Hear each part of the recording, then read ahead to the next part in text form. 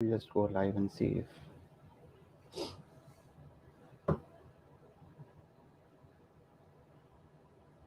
Hello. There's no one now.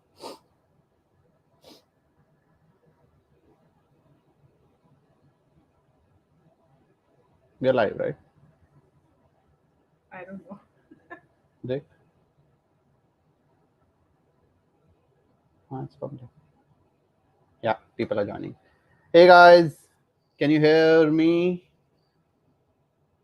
Oh, is this okay? Yeah, I think so. There is static, but I don't know why. Hold on. Yeah, Static is on our side. no, it's on their side. I think Shannon, Jessica, it's on your side. Maybe you can connect with the. Let's try. Is this better? Yes. It's okay. Put it down here. Okay, let's maybe find a different prop. Yes. Okay, let's try this. Is this better? Yes, a little better, but there is static, and I think it's coming from your side. Okay, so let's see if we can. Yeah, we'll be right back. All right, no worries. Hey guys, can you hear us?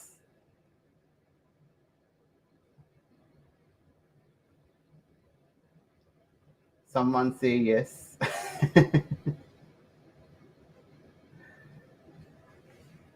Hello. Yes, we can. Awesome. Sorry. Okay, we tried to connect our webcam, but वो चला नहीं. Now we are just getting Shannon and Jessica. There was some static at their end, तो वो थोड़ा ठीक होगा. And you will see this because we had an alternate जो चल नहीं रहा. Awesome, loud and clear. So we have your questions that we asked on Instagram कि आपको कुछ पूछना है उनसे, and I see most of the questions are related to writing. Yeah. So we're gonna ask them a lot today. And guys, just ask your questions here. We'll try to answer everything. Yeah, and depending on the kind of questions you have. So just so anyone who is joining in new, just so you know that we have invited Shannon and Jessica. All right, Prithvi, I know that you cannot understand, but is it a problem for everyone? No, it's loud and clear. Okay.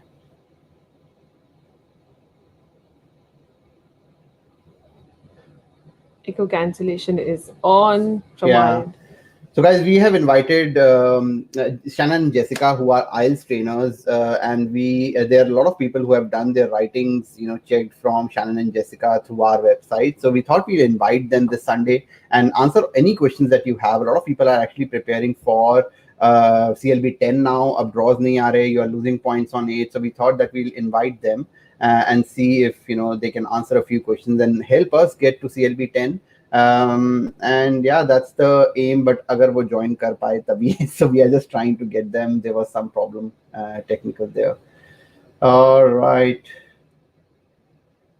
thank you so much guys, all clear here. FSW draws kab aayenge guys? We have no idea when it will happen. Situation itni zyada kharab ho gayi hai. Do watch our IGTV from yesterday. So uske andar you will get an idea, and we talked to a lot of you guys, so that will give you some perspective. We miss you too, Bilal. Why are we always stuck at 6.5? Guys, from a writing standpoint, it's always feedback. I think you need feedback from someone who is certified. They know what they are talking about. So उस वजह से 6.5 हमारा mostly रहता है. So that's the main problem. All right, like, have they emailed us? 6.5 is a scary number now. Agree, I totally. know it is. Is this better? Yes. Better. Okay. Yes. Awesome. Thanks a lot, Shannon, Jessica. Finally, we made it. We have been trying to do this for 10 minutes. We will wing this today because I had kept those 10 minutes to talk between us, but it's okay. We have 127 people already. I just gave you gave your introduction that you are certified IELTS trainers. You have been doing this for 7-8 years. You have been doing a lot of checking, writing evaluations from our website, and you have been doing not just writing but overall IELTS development for people for a long time. So you are very much credible. I'm not saying that to flatter anyone. You are credible, and we have seen that. And there were a lot of questions that people asked. So regarding IELTS, so people are stuck at 6.5, and that people get stuck mostly in writing, and we are hearing that there's a lot of reading problem as well. Yeah, so people are stuck with reading as well. So we'll take a few questions, and then we just ask a few questions from of our own. Oh, sorry. See, we are sharing an earphone today because we had the camera and everything set up, but it's not working. Yes. So It'll be great if they can introduce themselves. And like a lot of people are Yeah. asking, are you guys twins? Yeah, that's right. That's a okay, great introduce question. yourself. Yeah. Yeah, let's answer that question right away. Yes, we are twins. We're both IELTS teachers. Like you guys said, we've been teaching for about 8 years now. We have our own IELTS website where we have online courses and classes. Mhm. It's called IELTSMarshalls.com, and we teach thousands of students from around the world. Do you want to add anything? So we help people move to Canada, and we help them get high scores on the IELTS test in order to do this. So we're just really excited to be here. Thank you for having us. We're excited Awesome. to answer some questions. Yes. So let's start with the first question. So there are a lot of okay. I'm gonna ask there are a lot of people who are like 2 days away from their eyes, like 3 days away from their. What are those last minute tips that you would want to give them? Yeah, so if you have 2 or 3 days left before your IELTS test, take a practice exam. And take one from the Cambridge website, the IDP, or British Council websites. Those are the closest tests you'll find to the real thing.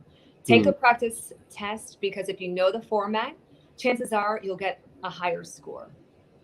All right, got it. Absolutely. So I would echo that for sure. And obviously, and practice talking a little bit out loud. Maybe I've heard of some students who kind of live in an English only environment right before their test, and they tell their family members only English until my test. And Okay, it's a way to get comfortable with English right before. awesome. That's great. We also were a little surprised that we always talk about writing, but there are people who get stuck with reading. So look at this score, 877. They were able to score a 7 in writing, but they're stuck with reading. And we have heard that from a lot of people. So I know that we have an ebook on our website, where we could talk about a lot about writing, but what do you have to say about reading? How do people go about that? Okay, so we would say, first of all, to talk about studying for the reading test, we would say, again, take as many practice tests before the exam as possible. And again, the 3 websites that Shannon just mentioned are the best ones to practice. So and make sure you go back and look at the questions that you got wrong. See, why did I get it wrong? And make sure you can go back and hear the right answer. If you can't hear the right answer, then that's the problem. You want to really go back, do the same ones over and over again until you get a 40 out of 40 on each reading test. Go ahead. Go.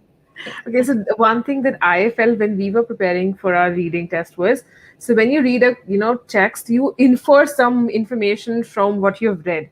And sometimes it's so tricky inside those that, especially with the true false situation, if something is written like X, it is X, you cannot infer it as Y.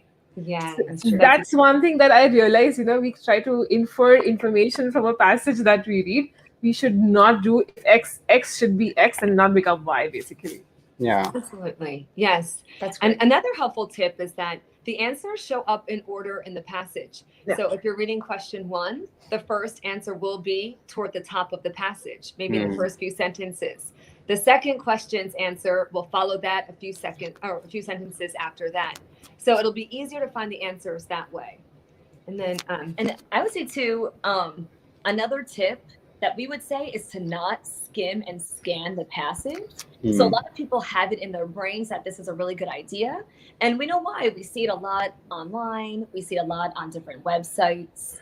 So we would say, don't skim and scan. Don't read at lightning speed. You will be able to finish the reading test in an hour. It will be okay. Just read at a normal pace, not too slowly, not too fast. if you go too fast, you'll miss the answers a lot. You'll waste more time. And how about people who are not good with, sometimes, because it's not their first language, it's very difficult for them to comprehend what they are reading, and they read too slow, and then they lose time. So a lot of people are comfortable reading, and if you're preparing for IELTS today, and if you have an exam in 1 month, and if you have a problem of understanding the passage, and therefore taking a lot of time to read that passage, so is there a tip which is much more than just preparing for IELTS? Maybe maybe you do reading, read newspapers. Is there anything that you would suggest that helps? Absolutely. That 100% helps. So we tell people, you should be reading something every day, especially, with a month left to go. That's absolutely right. Read BBC News, NPR. You don't have to read the whole article. We know BBC News articles can go on forever and ever, but just a couple of paragraphs a day. Get comfortable, increase the pace of your reading, and get comfortable reading things that are more academic in nature, especially if you're taking the IELTS academic, but just get used to reading English a lot. Got it.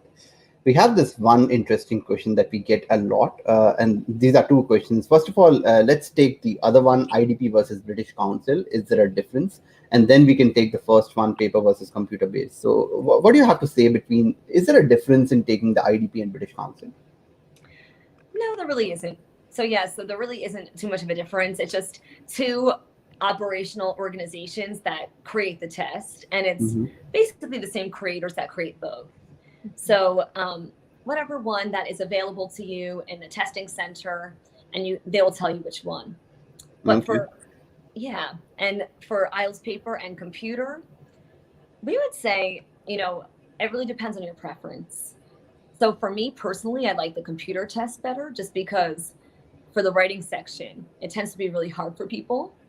So I had one student who he told me halfway through his essay, he realized that his ideas were a little too complicated. So he just got rid of everything and started again, which is a little risky, but it would have looked much messier on a paper test to do that. But again, we mentioned that, reading is an issue for some people too. So if you prefer reading on a piece of paper, take the paper test. Okay. I would prefer reading on paper any day.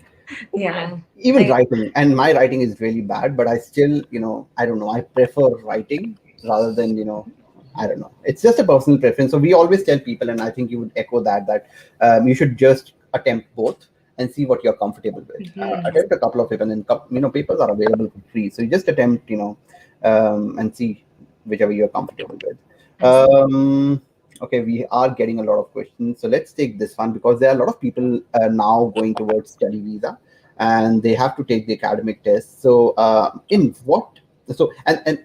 these people are the ones who are preparing for general training, and now because the draws are not happening and stuff is not happening from an express entry point of view, there are people who are thinking of now switching towards IELTS academic because they have to apply for the study visa. So how would you say is the transition that they have to make, because reading and writing is a little different. Reading is a little more academic and complicated. So how do you think they should make that transition?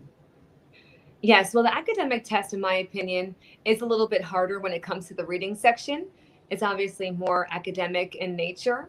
So definitely prepare by using academic practice tests. Using your old general training tests won't do it this time. You should really be practicing with authentic academic passages, and that will help you prepare much better.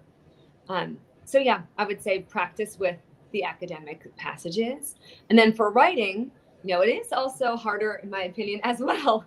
It is a much harder test to take. The one important thing you must have for your writing on the academic task 1 is an overview paragraph. I can't state this enough. If you don't have an overview paragraph, you can't get above a 5. An overview paragraph, we can get into that maybe later, but an overview paragraph doesn't have to be long. We suggest 2 sentences, and just talk about 2 observations from the graph in your overview paragraph. Okay, makes sense. This is a very interesting question, but reading and understanding are not enough. Only there is some smartness required in IELTS reading. I don't know what this guy means. smartness. No, Yeah, this is an so interesting question. I think I do sometimes. We just lost you for a minute. Yeah, Yeah, we we're lost back. you. So You're uh, back. yeah, it's fine. So I do feel that because, for instance, for me, I'm not the best at English, but I have been reading a lot, whether it's newspapers or magazines or whatever, right? So I think that is what he's talking about. That you require that ongoing sense of reading a passage and understanding, especially for academic, because academic passages I hear are a little more technical, so you need to, I think, read more technical passages, and that would make you, smarter in the sense that you'll be able to comprehend reading a little better. Um, so I hope, Jalim, that answered your question. There are a few questions that came on Instagram as well, so we'll ask those. But just from my side, what about listening? So a lot of people ask us that in listening, they do feel that they do not understand the accents. Um it's not that easy to understand all the accents, and there are Australian accents and different kinds of accents that come, and anything can come. So is there anything, any tip that you would want to give for people whose English is not that good, and they find it difficult to understand accents? Yes, well, first I would say that's true. The accents vary, North American, British, Australian, New Zealand accents. So, again, having access to authentic listening questions will help you Mm-hmm. tremendously.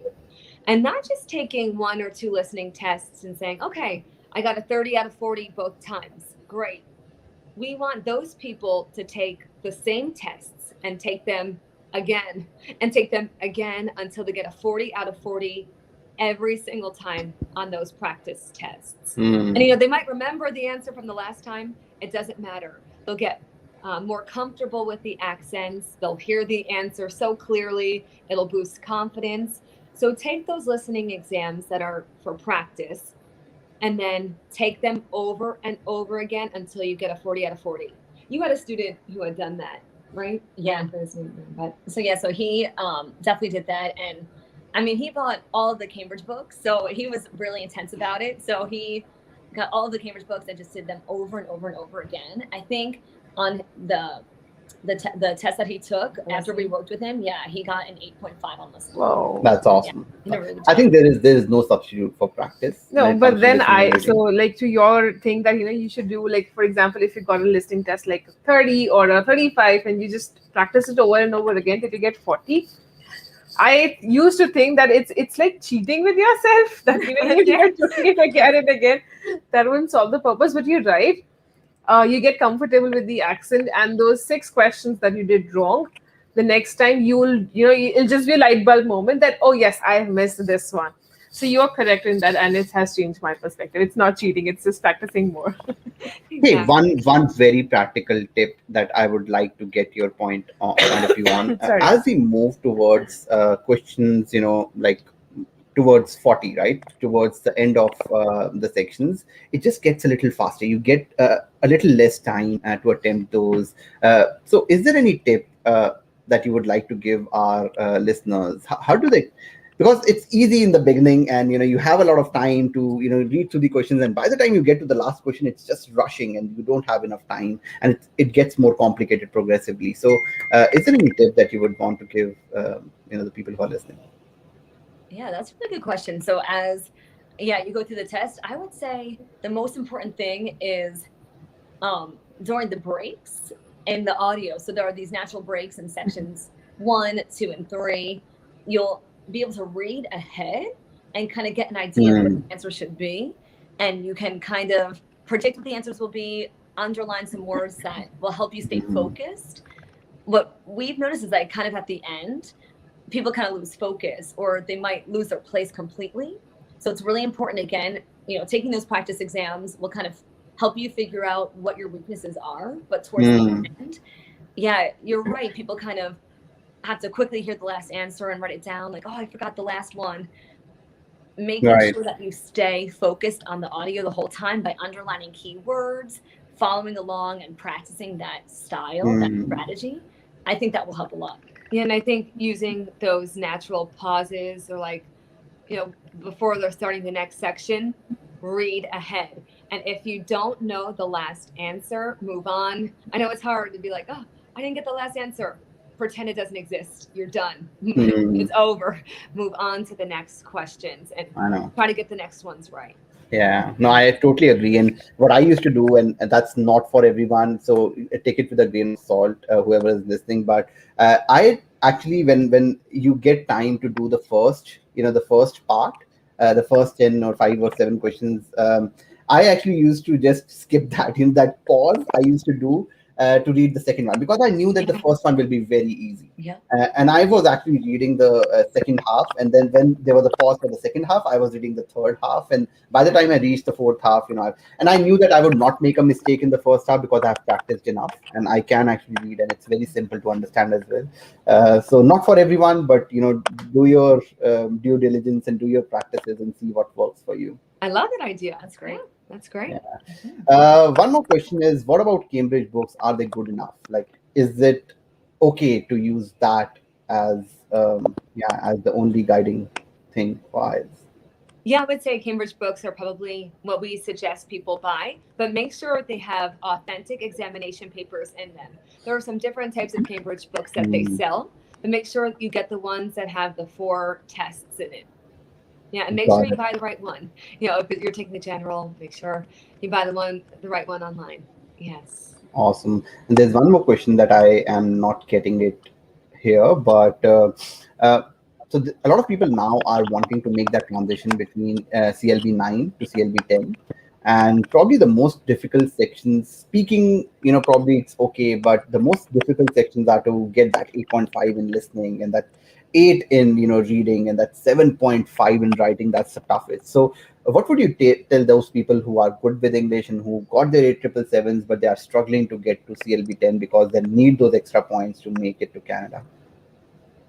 Yeah, so do you want to start with the writing, and do you want to say what some things they could do? Sure. So to get a 7.5, it will take a lot of practice. So again, we suggest you write as much as possible before the test and practice actual writing exam questions. So practice with a variety of topics so that you feel comfortable talking about many different topics and writing within the time limit. The second suggestion is reading band 9 essays. Reading those essays will really help. I know. So one of our students that had a really cool strategy that now we tell our other students. We call it the imitation strategy. So he gathered band 9 sample essays, and he took them and he wrote them word for word into his notebook as he was studying. Okay. So, and we thought that was really creative, and we think that's a great idea, because the more you're surrounded by band 9 level writing, you will start to adopt that same style, the same language. It's kind of like if you hang out with people all the time, you kind of start saying the same expressions, you kind of start talking like them a little bit. And we thought that was really clever. And he got, I think he got a 7, but that's what he needed for, his purposes. But he went up he went up a full band score in a few weeks. Yeah, he started with a 6 and moved up a full 1. Okay. That's very innovative. Yeah. And it works. And like Jessica said, it's kind of just being surrounded by high level writing all the time, and you start writing like those people. And that's awesome. Yeah. And then for listening again, just keep practicing, keep redoing the same ones over and over again. The more tests you can get your hands on, the better. Yeah, because getting an 8.5, you have to be pretty accurate. I mean, you have to get most of them right. You can't make that many mistakes. So again, absolutely. A lot of practice. How do you get more practice papers? So I know that, we used to Google a lot, and we did 30, 40 listening tests. So how do you get more practice papers? Cambridge is one resource, but are there any other resources where you can go and get more practice? Yeah, those websites we mentioned, like the Cambridge website, the IDP, the British Council websites, they have they're free, the free practice tests, and also just free questions that you can practice with. And those are helpful. And then also, a lot of people who are friends, have all taken the IELTS test together. Maybe I would suggest you all buy one version of the Cambridge book or something. There are 15 editions. So it might be a good idea, just maybe ask a few friends to see if anyone else has some, IELTS sanctioned materials that you could possibly borrow or use as well. Hmm. But yeah, I mean, yeah, I would definitely buy any book that's on the IDP, British Council, or Cambridge book Got it. websites. But they also have free resources. Yeah. Got it. Got it. Perfect.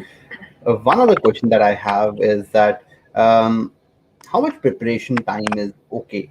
Like people can be preparing for 6 months and still not getting the scores. So, like, what's a good preparation time, and how many hours a day should you be, working on IELTS? Because it gets difficult with all the household activities, plus taking care of kids, and plus, working a 9 to 5. So, how much time would you suggest to a normal person who is maybe scoring sixes and 6.5s, and he wants to prepare to get to that 7 and 7.5? Yeah, so we would say probably about 1 to 2 months before the test should be good. If you do have a little bit of flexibility with your schedule, we would say probably an hour of studying a day, especially if you have, limited time before your test. Mm-hmm. Most of the students that come to us, they're probably around the 1 month time, and they study about 1 hour a day. Mm-hmm. And what I've noticed is that students who have 6 months before the test, the intensity level is a little bit lower than someone who their test is coming up next month. And so I would say the intensity level kind of makes a difference. So if you have 6 months, it's kind of a mindset difference where they think, oh, I have time, I'm not too worried about it now. But that time passes by pretty quickly. And then all of a sudden you have the 1 to 2 months left. And that's when they really kick it into high gear and really start focusing really hard. I'm so glad that you are saying that, because we had the same problem. Like, okay, we'll book the IELTS test 1 month from now, and then we'll have to do it because it's $400. So we are not going to lose that money, and we have to prepare for it now. So absolutely, totally agree with that. A lot of people also ask what's the difference between self-pip and IELTS. Is self-pip better? Some people say that writing is easier in self-pip. We always tell them that just attempt both and see what's better. But is there a view that you have on this? Yes, the self-pip test, I would say the writing is similar, actually. There is that letter that you have to write, or you have to, give your opinion on like a survey topic. They're pretty similar. So I would say, yeah, like you said, maybe you can try both and see how you do on both of them, or maybe look at some practice tests and see which one you feel more comfortable with. I would say they're pretty similar. Okay. Okay. Do you have any questions? I'm just trying to see if there are more questions. I'll open this. It's all, stuck at 6.5. How do you get to 7? Tell us something about your, about your classes. I see that, someone asked, do you also, so I know that we have a partnership where we do, writing evaluations, and that's amazing. And there are a few people who are doing it. A few people also think it's very expensive, but I have a view on that, if you are going to spend another $200 on your IELTS, better spend that $20 to get a good, feedback. And you have been doing fantastic there, because you spend like 30-40 minutes giving that feedback. But apart from that, you do your classes as well. So how does that work if someone wants to join? Yeah, do you want to talk about our classes a little bit? Oh, sure. So yeah, so we do offer private classes as well. So those are private one-on-one classes. So and you can choose any section, or we could talk about all the sections, storing those, and those are $25 per hour. Okay. And we also, for people who might not be able to have that opportunity to afford those private classes, we do have courses as well. Okay. We try to keep the price level down for our courses, just so that everyone has access to IELTS help. We want everyone to be able to get access to our strategies. We also have an email newsletter that we send emails once a week with a lot of free materials. And we truly believe in giving a lot of our information, a lot of the strategies that we use to people for free. We want people to do well on the test. We want them to achieve their goals. Yeah, absolutely. Absolutely. No, makes sense. And, a lot of people were actually asking, how do they search you? So these are IELTS Marshalls, and yeah, IELTSmarshalls.com. That's your website, right? That's where people reach That's out right. to you. Yeah. So yeah, you're doing an amazing job, I must say, and I do look at the emails that you send because I am subscribed to the email list, Right. and they are amazing. They are very, very helpful, and I can totally see how who is preparing for IELTS can get a lot of help even by reading those emails, and definitely they can reach out to you if they need more help. One thing that we discussed, I think, earlier as well was while writing. So sometimes, as like writing and reading news channels, Sorry. writing and reading news channels, we just, like news from that we are just, use those heavy words that we don't even need to use them. So that creates kind of, like you don't need, your vocabulary should not be very high up. It should be just normal. And you like you always have that, you just told me, like when you told me, and I was like, yeah, that makes sense. Nobody talks like I was flabbergasted by seeing this. It is Yeah. not like I was shocked seeing that. So Yeah. that's something that you can, talk with everyone here. Right. Yes, I think that's a very good point. And that's probably one of the biggest pieces of advice we have for the writing section. And speaking. Yeah, and speaking. Yeah. The examiners are not looking for fancy, complicated, super Mhm. advanced words. They're looking to hear someone who sounds like an everyday native English speaker. So, Mhm. like in essays, we see a lot of words that are used like plethora or numerous.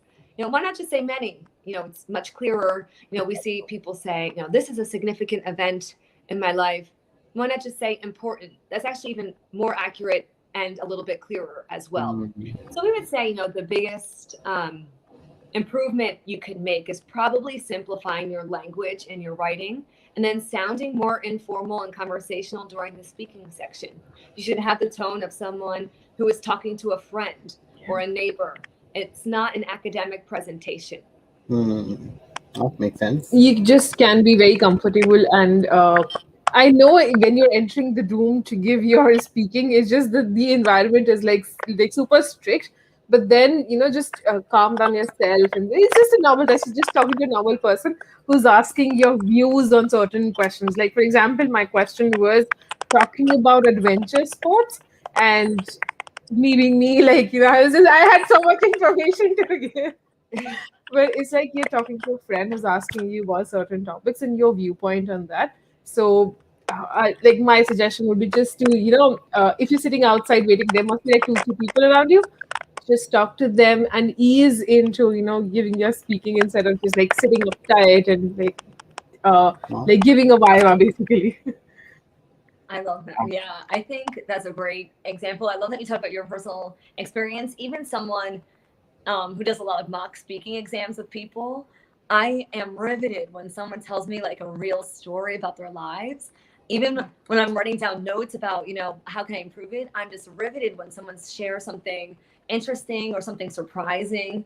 One time I think I wrote this in one of my email and one of the emails that we send, but I think he was telling about a gift. He was talking about a gift he gave his ex-girlfriend, now his ex-girlfriend, and he was Mhm. talking about getting her like all of these um, items from the Friends TV show because she really loved that Oh, show. Remember? Yes, Yeah. and all these different things, and then he said, so I gave her the gift, and she did not like it. She was kind of over the show, and like she had been Oh, wow. watching Friends so much, she didn't really like the gift I gave her. Maybe that's why we broke up, or something like really funny, and it just made me laugh. I was just so riveted by the story that it just felt like he was really trying to connect with me. And I Hmm. think a lot of people, when they get to the test, they kind of go into test mode. It's like robot mode, and then it comes up really unnatural. It's really stiff. Hmm. But if you can kind of share something that's real, like they say, "Oh, do you like learning English?" One time someone said, "No, I actually really hate it. I don't really like learning English." I was like, "Okay, that's a really honest answer." It kind of woke me up a little bit after doing a lot of mock tests that day. All right, that's amazing. That's a great tip. Thanks for that. We do have one question which I'll partly answer. So this guy has a good score. It's still CLB 9, and should I go for CLB 10? My score is 464 in CRS. I'll be turning 31. or should I go for CLB 10, or I should go for French. So one thing that I always tell people is that you already know English. So it'll be a lot easier to make that jump from CLB 9 to CLB 10 in a language that you know than learning a new language altogether and trying to score a CLB 7 there. So if you are just at 464 and if you have 12 points to go on IELTS, go for that CLB 10 rather than going for a completely new language. It will take a lot longer to do French, and you may not have the knack to pick up languages as well. So that's also very important. So I always tell people that if you're not able to score a CLB 9 in IELTS, then it's not easy to score a CLB 7 in French, because that's something that you don't know at all. But yeah, I just wanted to address that. All right, we had another question which I'm not getting now. There was one person who scored really well overall, but again missed in writing. So this guy has 8.5 in listening, 9 in reading, 7 in speaking. Maybe there's some improvement there in writing, 6.5. And we actually get a lot of people like that. And I personally feel, and you tell me your point of view on this, but I personally feel that the one thing that's missing here is feedback.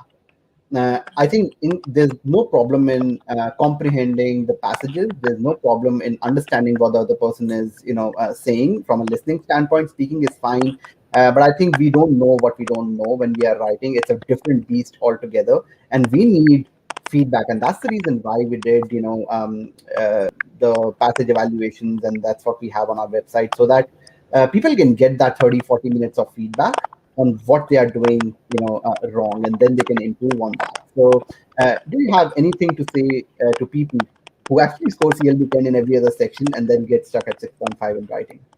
Yes. And, like you said, it does happen a lot. And I love that advice. Getting feedback, if possible, is a really great way to go. And it can really help you, get to that next level. And just some advice that we can give you now. Don't use transitions like first of all, second of all, third of all, or on one hand, on the other hand. Immediately, you will not get a 7 if they see those transitions. They're too memorized, too robotic. Mm-hmm. You need to use more natural transitions and more specific to the essay. Another thing, have 4 paragraphs that are clearly separated on the page. Mhm. Have your introduction, 2 main paragraphs, and a conclusion, and skip a line between each one so that they're clearly distinct. And then another thing, we talked about it earlier, keep your language simpler. Don't overcomplicate things. So we said, instead of using words like plethora, numerous, stick to words like many, or just try, or say a lot.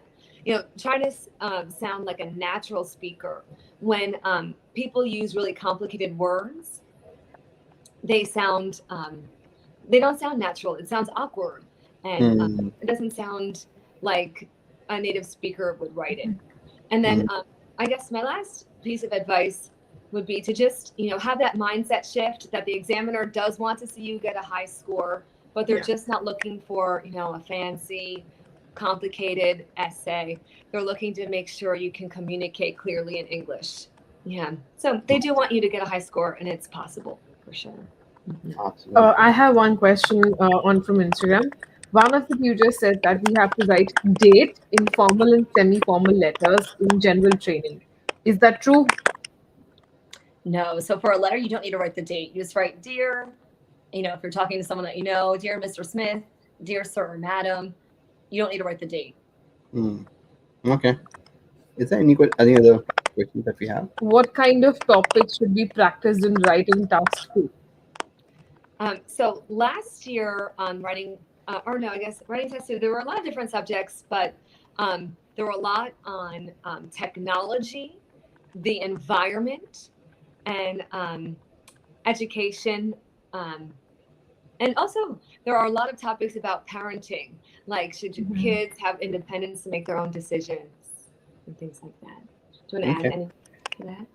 So I think those are the main ones that you should really focus on. And yeah, these you can look online because people will share the essay topics that they've gotten from recent tests. So yeah, you can look online a little bit to see what people are saying about their tests.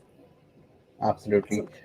So there's one person who doesn't agree with us, and I just want to address this. So Sachin, when we say that it's a simple language, it's okay to use complicated words as long as you're using it at the right place. A lot of people actually use words that are not in normal conversation, and native speakers do not use those words in that particular context. So it's very important to have words that match the context, and that's what, when Shannon and Jessica were saying. Um, I think that's what is important. So we are not saying that you should not use fancy words. Use them, but use it at the right place.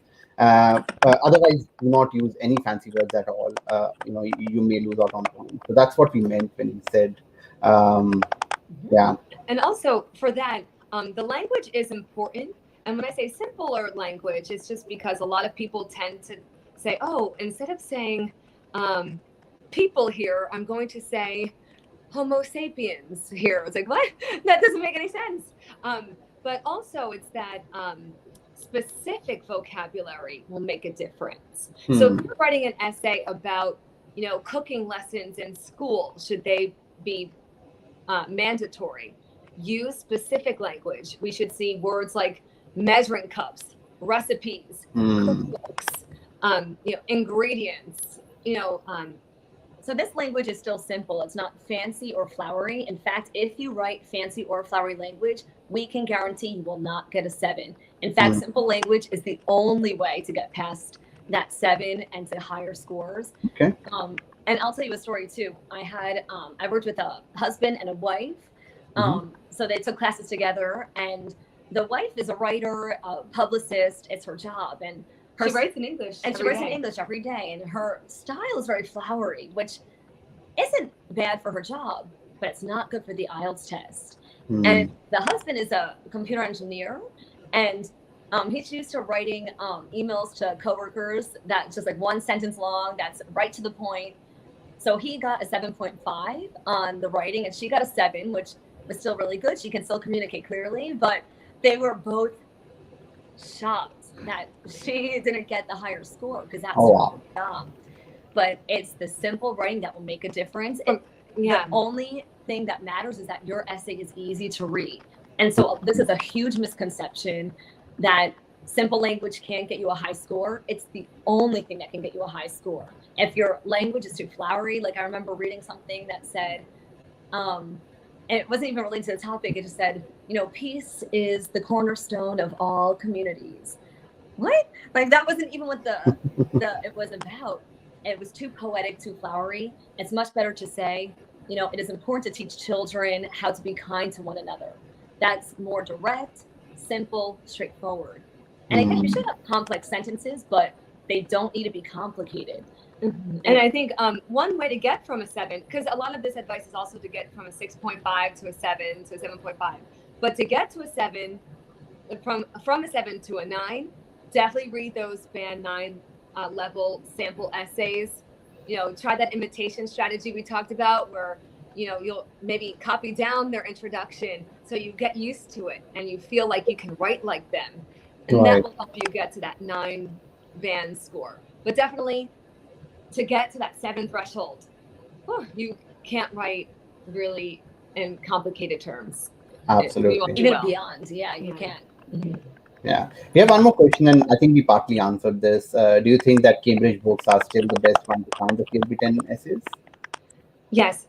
You can find them on the IDP, Cambridge and British Council websites, and go to the writing section tab, and they'll have sample essays that have gotten a 9 level or have been scored at a 9, and you can read the examiner's comments as well. You'll also see essays that have gotten a 6, a 6.5, a 7, so you can kind of compare. Okay, that's awesome. Also, the word length. When they say 250 words, so how important is the word length? Can we write lesser or more? You have to write at least the 250 words or the 150 words for writing test 1. You will be penalized if you don't. But we have a good strategy for it. Do you want to say what it is? Yes. So it's kind of hard during the test to count the words and say, did I make it? Do I have it or not? So we suggest for your introduction, write 2 sentences. For each main paragraph, write 5 sentences each. And for Okay. your conclusion, write 1 sentence. And if you hit 13 sentences total, you'll definitely hit the 250 word limit. Oh, Yeah, that's so it's awesome. easier to count sentences than it is to count words. Absolutely. No, that's a very practical tip. Thanks for that. I had one more. Okay, on speaking as well. So I think there's a, if I remember well, it was 2 minutes that you have to speak, on a topic. So how about that? Some people do not have enough words to fill those 2 minutes, and 2 minutes may seem like 2 minutes, but it's a lot longer when you're speaking, right? So is there any strategy for that? Yes. So I would say for part 2, in order to get enough language in there to fill the time of 2 minutes, use examples and maybe tell a story. So let's say the examiner asks you to talk about someone you admire, and you talk about your mom. And then you say, my mom is a kind person. Give an example. So you'll say, my mom is a kind person. For example, she volunteers every weekend at the local animal shelter. No, give an example, give details, and that will make the time longer. And you'll be able to fill the time better that way. So yeah, just again, it's kind of like a mindset shift. You're not answering questions. I know they give you some on the cue card. You're telling a story. There should be some background information. Really get into the details, the specifics. Tell a little anecdote, something funny that happened or something surprising. Even have a little conclusion at the end, like, oh, I really want to be like my mom one day. Okay. I think it's more about having that conversation that we talked about earlier than getting the test mark. Yeah, totally agree. This is a very, very specific question that I forget a lot of words while speaking. Take a few pauses. Is that okay, or would that impact the speaking score? My instinct is that it's okay. I mean, even native speakers, once in a while, have to think about the word they want to use too. As long as it's not happening a lot, as long as you're not hesitating before every word, that's more of a fluency issue. But yeah, so if you have to take a millisecond before a word just to get the idea, and then the rest of the sentence is fluent, that shouldn't be a problem. Okay. Again, a very specific question, very close to my heart because my handwriting sucks. So, how about handwriting? And I think that's important. But how important is it? I would say that bad handwriting won't affect your score unless it affects the coherence of the essay, if the person can't read it. So if you're taking a paper-based test, make an effort to improve your handwriting before the test and just maybe write a little bit more slowly. I know you're under time constraints, but if the examiner can't read your writing, that's a big problem. But try the computer-based test. It might work out really well if it's available to you. Yeah, I agree. Another question is that revaluations for reading. So for writing and speaking, it might happen, but reading is very objective, right? So unless the examiner made a mistake in, I don't know if it works like that. Maybe it's automated, but is it worth going for revaluation for reading and listening? Yeah, I haven't heard of anyone doing that before. So, I'm not too sure if someone's done it. It has been successful. So yeah, my instinct would be that it's very objective. They know what. Yeah, it's a scantron. So they don't even have humans really looking at it. So it's like. Yeah. Okay. And how about writing and speaking? If you score a 6.5 there, what are the chances that you will get it? Yeah, people have definitely applied for reevaluation. I've only had 1 or 2 cases in the past couple of months that were reevaluated in their favor. But Okay. It happens. It happens. If you really feel strongly that you deserved more, and you're, not afraid of the cost, and you feel like you really did deserve higher, yeah, you can go for it for sure. Okay, I can see competition coming. What is the career scope of IELTS trainers in Canada? That's awesome. So I don't know if you want to speak to this, but I can tell you that there are people in Canada and in the US who would be willing to talk to, because they have been doing that. So you can always reach out to people on LinkedIn and see if they want to talk to you. But do you have anything to add to that?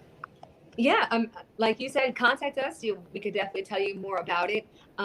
So I would say, this is a really good time to consider being an IELTS trainer. A lot of people are moving to Canada right now, and Canada's accepting a lot of people this year. And especially if you have a lot of experience taking the test, people love hearing stories about your experience. They want to know what you did, and you probably have your own perspective, things that worked for you. I think the more perspectives there are, the better.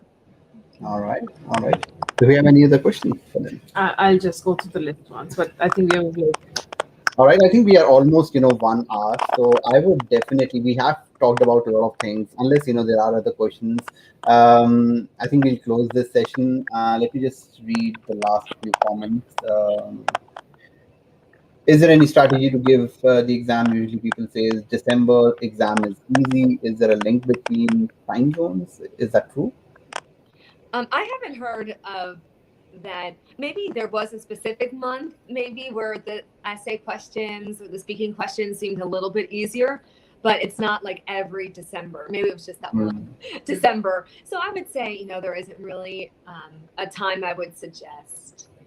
I think it's important to concentrate on your preparation because that's what you can control. You cannot control what comes in your exam, and it might happen that there's no reading, whatever, right? It could happen, anything could happen in the exam, but I think it's important to just be true to yourself and just take, do a lot of practice and prepare and improve yourself when it comes to IELTS, and then, just take it as it comes.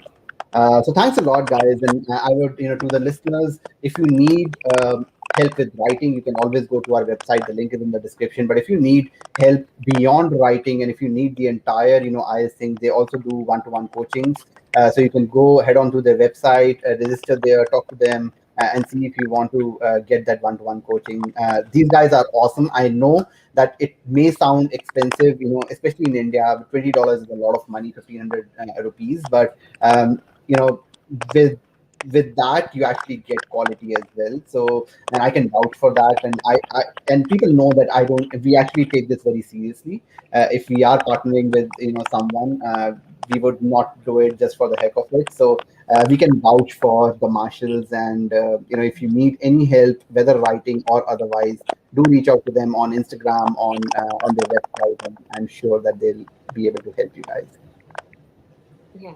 Okay. All right. Thank you so much, guys. And we'll just end this. And yeah, have a good Sunday, You everyone. too. Thank you, guys. Bye. All right. Bye, Bye, guys. guys.